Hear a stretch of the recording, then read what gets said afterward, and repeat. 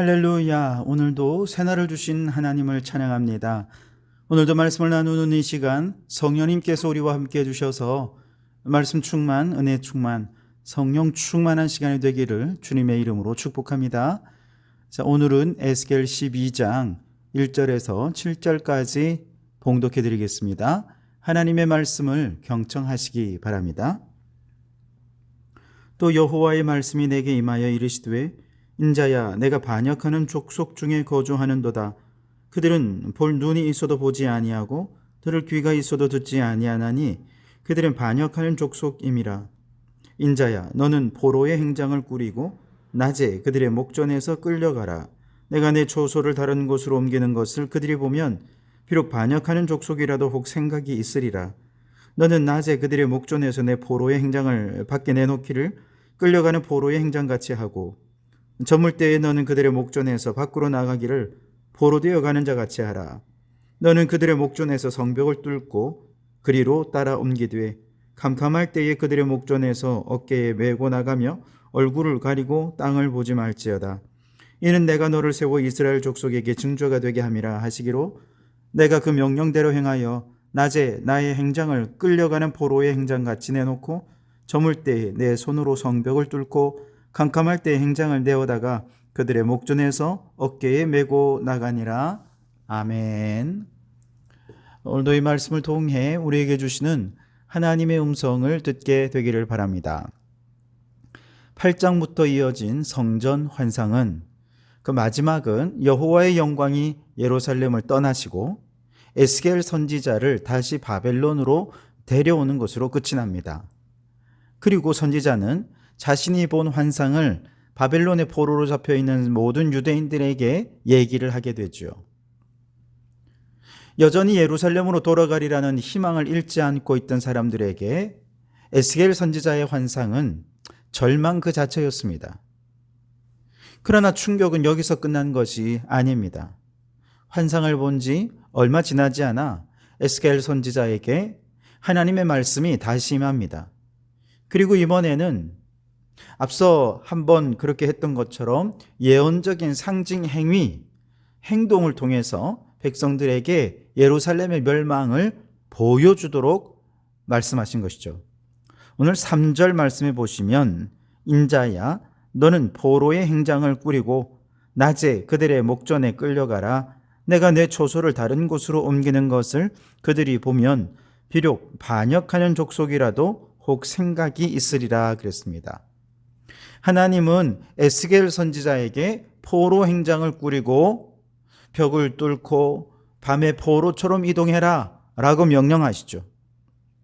하나님의 명령을 이행하는 에스겔을 보고 아무리 반역하는 족속이라도 무언가 좀 느끼고 생각하는 바가 있을 것이다 라고 말씀하십니다. 그리고 그 다음날 하나님의 말씀이 또 에스겔 선지자에게 임해서 이 백성들이 에스겔 선지자의 예언적 상징 행위를 보고 무엇을 하느냐라고 묻는다면 그때 이렇게 얘기하라고 설명해 주시는데요. 10절과 11절에 보시면 너는 그들에게 말하기를 주 여호와의 말씀에 이것은 예루살렘 왕과 그 가운데 있는 이스라엘 온 족속에 대한 묵시라 하셨다 하고 또 말하기를 나는 너희 징조라 내가 행한 대로 그들도 포로로 잡혀가리라 그랬습니다. 다시 말해서 지금 에스겔 선지자가 예언적으로 행하는 그 상징적인 행위 그대로 저 예루살렘 왕과 그 가운데 있는 유다 주민들에게 모든 일이 그대로 이루어질 것이다. 그래서 예루살렘은 침공을 당하고 백성들은 밤에 성벽을 뚫고 몰래 도망을 치는 그런 일들이 일어날 것이다 라고 설명해 주라는 것이죠. 실제로 시드기야 왕 9년부터 11년까지 이 모든 일이 그대로 이루어집니다. 바벨론은 유다를 침공했고 그 군대는 유다 성읍을 포위합니다. 그래서 당시 유다 왕 시드기야와 군사들은 밤중에 성벽에 구멍을 뚫고 몰래 도망을 치다가 성읍을 포위하고 있던 바벨론 군사의 추격을 받아서 시드기야 왕은 붙잡히고 호위 군사들은 뿔뿔이 흩어지거나 죽임을 당하게 되죠. 결국 붙잡힌 시드기야 왕은 어떻게 됩니까? 바벨론에 끌려가서 두 눈이 뽑히고 감옥에서 비참한 최후를 맞이하게 되지요. 그리고 또다시 세 번째로 하나님께서 선지자에게 말씀으로 임하십니다. 18절에 보시면 인자야 너는 떨면서 내 음식을 먹고 놀라고 근심하면서 내 물을 마시며 그랬습니다. 이것은 장차 예루살렘이 바벨론에 포위되고 함락될 때 성 안에는 두려움과 떨림으로 음식을 먹을 것이고 그마저도 음식과 물이 부족해서 백성들이 심각하게 고통을 당하게 될 것을 예언한 것이죠. 여기서 떨면서라는 말은 히브리어로 라아쉬라는 말인데요. 이건 마치 두려움으로 인해서 땅이 진동하는 것처럼 그렇게 덜덜덜덜 떤다는 뜻입니다. 그리고 놀라고 근심하면서라고 할 때 놀란다라는 말, 빼로그자라고 하는 히브리어인데요. 분노와 두려움으로 인해 심신이 주체할 수 없을 정도로 큰 슬픔을 빠지는 것을 의미합니다. 다시 말해 예루살렘이 침공되는 날 백성들은 마치 땅이 진동하는 것처럼 덜덜덜덜 떨면서 음식을 먹는 것도 먹는 게 아니겠죠. 분노와 두려움으로 큰 슬픔 속에 빠져 물을 마시는데 그게 입으로 넘어가겠습니까?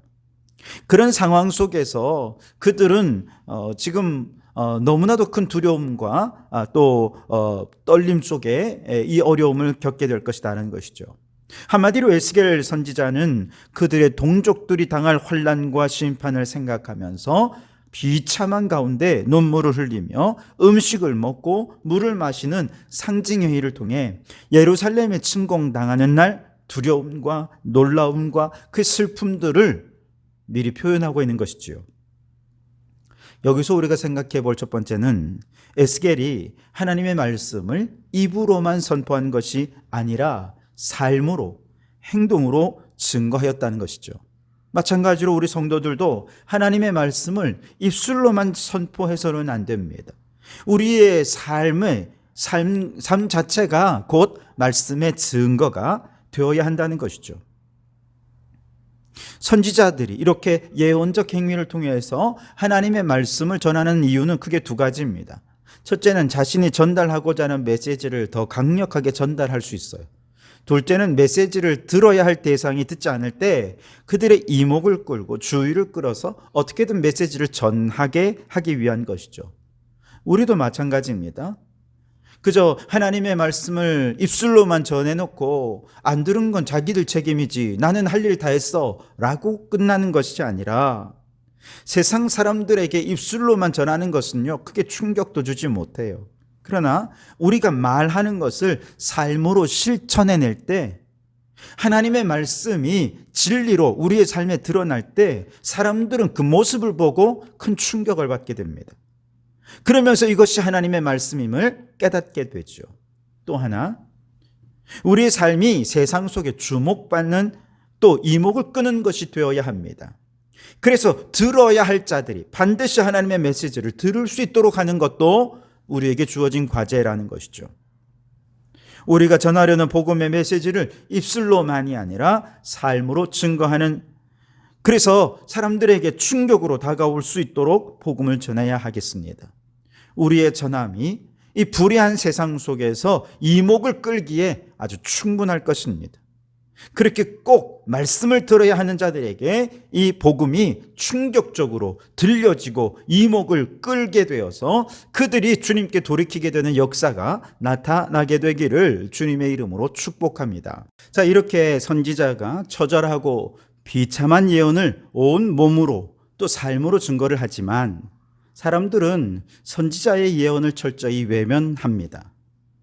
사람들은 에스겔의 행동을 계속 지켜보고 궁금해해서 질문까지 해서 의미를 충분히 이해할 테지만 그때에도 사람들은 그 행동, 선지자의 행동에 스스로를 변화시키기는커녕 오히려 그런 행동을 하는 선지자를 비웃거나 그건 자신과 상관이 없노라 라고 생각할 것이라는 겁니다.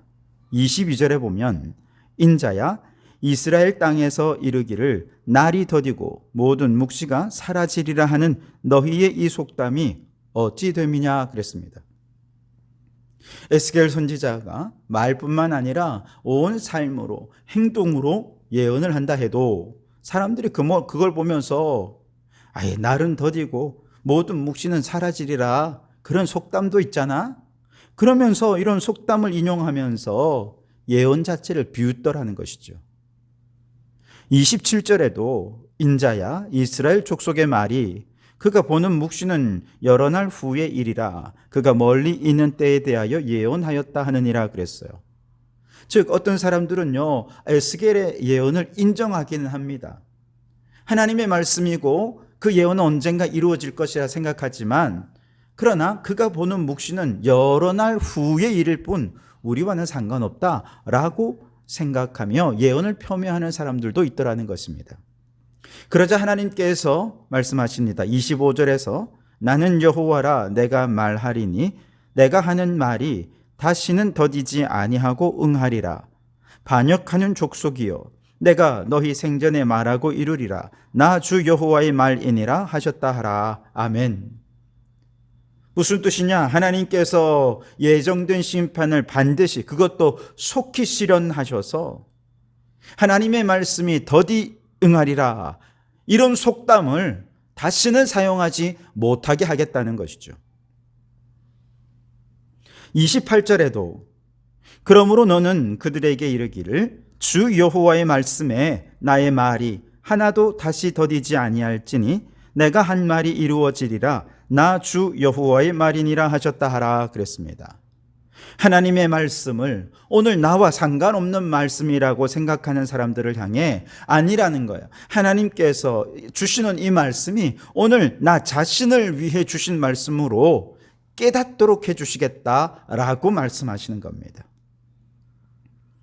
그런데 오늘 성도라 자부하는 우리들 역시도 하나님의 말씀을 들을 때 이와 같은 잘못된 반응을 취하고 있지는 않은지 우리 자신을 이 말씀을 통해 돌아볼 수 있기를 바랍니다. 어떤 분들은요, 성경을 손에 쥐고 눈앞에 펼쳐 읽으면서도 이 말씀은 너무 비현실적이야. 어떻게 병든 자가 살아나고 죽은 자가 살아나고 한 말씀으로 파도가 잠잠케 될 수가 있지? 그러면서 불신자들과 똑같은 반응을 취하는 사람들이 있더라는 것이죠. 하나님의 말씀을 믿지 않습니다. 이걸 하나님의 말씀이라고 인정하지 않는다는 것이죠. 혹은 어떤 사람들은 성경을 하나님의 말씀이라 인정은 합니다. 믿어요. 그런데 그 말씀은 오늘 나와는 상관없이 저 먼 미래에 어느 날 이루어질 일이라고 생각하며 이 말씀을 오늘 내게 적용하지 않고 무시해버리더라는 것입니다. 그러나 여러분, 성경은 하나님의 감동으로 된 하나님의 말씀입니다. 뿐만 아니라 하나님께서 전하시는 말세는 저 먼 미래의 일이 아니라 오늘 우리가 살아가고 있는 지금 이 시간 이 장소에서 일어나는 이것이 말세에 일어나는 일들입니다. 이제 곧 심판은 끝이 나고 주님께서 재림하여 오실 것입니다. 그러니 하나님의 말씀이 선포될 때 그 말씀을 오늘 지금 내게 들려주시는 하나님의 음성으로 듣고 그 말씀으로 경고를 받고 말씀으로 충격을 받고 말씀으로 우리의 심령을 돌이키고 변화시켜서 하나님 말씀대로 순종하는 자가 되어야 할 것입니다. 여러분, 우리가 사는 이 시대는 점점 하나님의 묵시가 사라지는 시대입니다. 그러나 오히려 세상 사람들이 그렇게 생각할수록 우리 믿음의 사람들에게는 이 말씀이 분명한 묵시로 들려지고 오늘 지금 우리에게 들려주는 하나님의 음성이 되어서 이 말씀으로 나를 변화시키고 세상을 변화시키는 하나님의 사람들이 되시기를 주님의 이름으로 축원합니다. 기도하겠습니다. 하나님, 오늘 이 시대에 주시는 메시지를 입술로만 전하지 말고 세상에 충격을 줄 정도로 온 삶과 인격으로 전하게 하옵소서. 특별히 이 메시지를 들어야 할 자들의 이목을 끌게 하시고 그들이 듣고 돌이킬 수 있도록 우리의 온 삶으로 전하게 해 주시옵소서. 하나님께서는 지금도 오늘 우리들을 위해 말씀하십니다. 그 말씀을 비웃거나 남의 일로 치부하지 않게 하시고 오늘 내게 속히 이루어질 일도 듣고 그리하여서 속히 우리부터 돌이키게 하시고 나의 변화를 통해서 세상이 변화되는 역사들을 이루어가게 해 주시옵소서. 예수님 이름으로 기도하옵나이다. 아멘.